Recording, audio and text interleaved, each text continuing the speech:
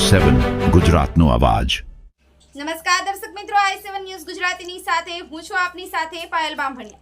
તો જોઈએ આજના મહત્વના સમાચાર। સિપાઈ મુસ્લિમ સમાજના અમન ફાઉન્ડેશન દ્વારા હિજામા કેમ્પનું ભવ્ય આયોજન। સરા તાલુકાની સંસ્કાર સ્કૂલ ખાતે સિપાઈ મુસ્લિમ સમાજના અમન ફાઉન્ડેશન દ્વારા હિજામાનું વિશાળ આરોગ્ય કેમ્પ આયોજન કરવામાં આવ્યું હતું।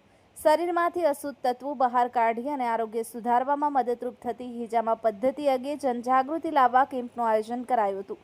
આ કેમ્પમાં અરબ હિજામા ટીમના નિષ્ણાંત અરબ અઝીઝભાઈ અને તેમની અનુભવી ટીમે વિશેષ સેવા આપી હતી। લોકોએ હિજામાની પ્રક્રિયા, તેનો ફાયદો અને સેફટી વિશે માર્ગદર્શન પણ મેળવ્યું હતું।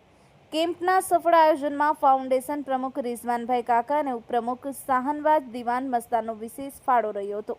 સાથે જ નગીના મસ્જિદના ઇમામ મૌલાના સલીમ સાહેબે પોતાની પ્રેરક ઉપસ્થિતિ આપી અને સમાજને આરોગ્ય પ્રત્યે જાગૃત રહેવા અનુરોધ કર્યો હતો। આયોજનને સફળ બનાવવામાં અમન ફાઉન્ડેશનના કાર્યકરો ઇસ્માઇલભાઈ પઠાણ, ફૈઝાનભાઈ પઠાણ, આફતાબ હીરા, અરબાઝ સૈયદ સહિત અન્ય અનેક સભ્યોએ સક્રિય યોગદાન આપ્યું હતું।